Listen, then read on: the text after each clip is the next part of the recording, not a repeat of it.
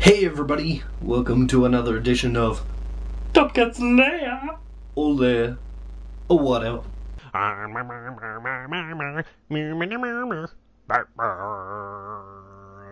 Top Cat. I just saw for free, Let Me In. I won it in a competition on Empire magazine online. I entered the competition as a joke. Basically the question was, who would you let in and why? And I wrote, I'd let in Thomas Alfredson, who directed the original Let the Right One In, so we could discuss how much the Americans have wrecked his original movie with the remake. And I won!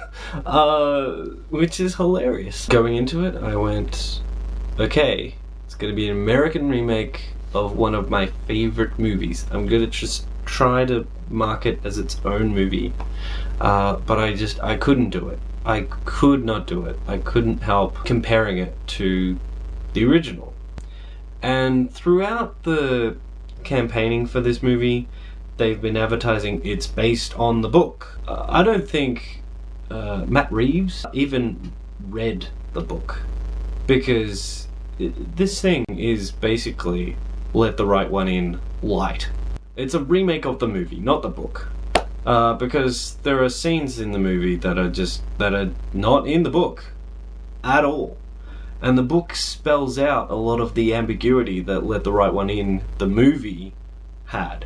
But the ambiguity made you think, oh, it could be this or that. And on my previous review, a lot of the comments on my review of Let the Right One In were, well, what actually happened? A lot of questions were open for interpretation. In Let Me In, they say, no, it is specifically this, it's specifically that, and I knew they would do that. I knew they would take away the ambiguity, the controversial aspects. They simplified it. They cut out the emotionally rich content so that scenes were slow, but they were short. See, the thing is, when you have slow talking, you have to let it linger. You have to let the scene take its time, and therefore it feels natural. Unfortunately, they cut scenes really short and cut out a lot of the growth of the relationship between the characters, to the point where people were laughing in the cinema when it was trying to be emotionally deep, because there was no build-up. An example is, in the original, she really has to win back the boy's trust once the boy finds out she's a vampire. And Let Me In, there's no lengthy trying to explain to him her position. In Let the Right One In, she explains that he feels like, I want to kill those bullies at school because of what they do to me. The first time she saw him, he was like, squeal like a pig, squeal, and like attacking this tree and pretending the tree was the bullies. She goes, you want to kill them out of revenge, or hate. I kill because I have to. With her, it's very much a primal, animal, laws of the jungle thing. And in scenes, you see her kill someone and she feels bad about it, which is partially why she gets the adult guardian character to go out and kill people for her, because she hates doing it herself. She doesn't like taking people's lives, but she needs it to live. Also, it's made out that she needs someone to go out to do it, so in case they get caught, and then the blame can be put on that person, and so that she would be safe. In Let Me In, there's none of that explaining. She is an evil creature. It's not sweet anymore. See, the problem is they have the same scenes that in the original were really sweet and really tugged at your heartstrings. And in this new one, they feel silly. Like, they actually feel silly. The audience was laughing when she kissed them. She's got blood on her lips and she kisses him. And in the original, it's dark, but it's, there's a love between the characters. You've grown to understand her position. You don't feel that she's a truly evil character. She doesn't do it for the pleasure of doing it. It's a necessity. It's live or die. The new one, she's evil. And it makes it completely non-ambiguous as to the relationship between the Guardian and her. This is what you Oscar Owen might end up as. In the Let Me In, it's basically stated that that Guardian used to be what Owen is now, and that she's basically using him, and that causes the conflict, and he just whatever. He just goes, "Oh, you're a vampire. You know, I'll accept you back in. Oh, I hurt you a bit. Oh, okay. All's forgiven." It feels really rushed. Like scenes cut really quickly. Like they cut way before they should cut. They don't linger at all, and it just it feels so boring. And it's gratuitous. Oh, it's gratuitous for the sake of being gratuitous. And also to paint her as an evil character. In the original, it's all subtle. And the subtlety of the effects were not because they didn't have the budget to do the effects, or the know-how, because the effects is just... they're so subtle and so beautifully done that you hardly notice them at all. You kind of think, oh, maybe that didn't happen, but it, you know... In the new one, it's like what I was talking about, how Hollywood vampire films are all gaudy and in your face, and the close-up shots of gore, and the, you know, the hero, the vampire shot where they bring out, the blood is flowing, and that's in Let Me In, remake of the most subtle, beautifully sweet vampire film.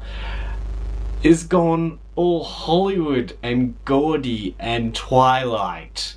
Basically, in your face special effects. And the whole thing about Let the Right One In was that she is trying not to get caught. So the film is also hiding certain aspects of her. Hiding it from the viewers, the audience. You know, making her so sneaky that the audience doesn't quite see it. But it lingers with the special effects, and the CGI is so horrible. Oh my god. The CGI is worse in this film than in the Swedish film. You expect more from Hollywood, but the gore was so much that it got silly. It actually got silly. It wasn't scary. I was laughing in the film. So subpar. It's a remake of a movie that's gotten over 20 international film awards, and all well deserved. People try to say, oh, get over it. Just get over it, it's just a movie. But I see the original Let the Right One In as a work of art. I see films as works of art. Some are different styles of works of art. Some are just fun, but some are masterpieces that I take seriously. And the feeling I get from the remake of Let the Right One In is, what if you took the Mona Lisa and had someone not Italian repaint it and take out all the little subtleties of the smile and paint on a big fucking smile, right? And it makes more money than the original Mona Lisa did, because this thing is getting marketed the shit out of, and people are gonna gobble it up because that's what they do when they're told something is cool. And then you say, oh, don't feel bad about that. It's just a painting. That's the equivalent of how I feel about this remake. It's a fucking waste of celluloid. And the acting is horrible, gaudy mush. It's taken Let the Right One In, mushed it down into a paste, and force-fed to you. It's like, here comes the airplane of information. Oh, we don't want you to feel like you don't get any of it. We don't want you to make up your mind about any part of the movie. We just want to paste it down. Make the vampire evil, you know? Because you can't have a scary character that is, you know, morally ambiguous. If vampires are scary, they have to be evil. And if they're good, they have to be neutered and sparkle. What the you know? In terms of a movie on its own merits, it's okay, but the scenes are too rushed, and I don't care about the characters, which is bad, especially in a horror movie. You should either care about the characters a lot or not care at all. When you care about them a lot, you care what happens to them, and you feel bad when bad things happen to them. When you don't care at all, you enjoy seeing them die. When you get somewhere in between where you don't quite care enough, that's when a horror movie fails. And people are gonna like this one more than the original. I already hear in the chatter, and I don't think they've seen the original. I think they haven't given the original a chance. And if they have, then they just like being force-fed mush like little babies. Cinema needs to grow up, especially Hollywood. These three things that keep coming out. Either it's based on a book, it's a remake, or it's a sequel. Seriously, it's just doing my head in. Do a service to yourself. See the original. There's one scene that I liked, that I thought they got right, which was, I can't even fucking remember it. Go see it, it's cool. Yes, nom nom nom nom nom. I'm a zombie. I'm a consumer zombie. I'm pissed off. I'm Top Cat. Whatever.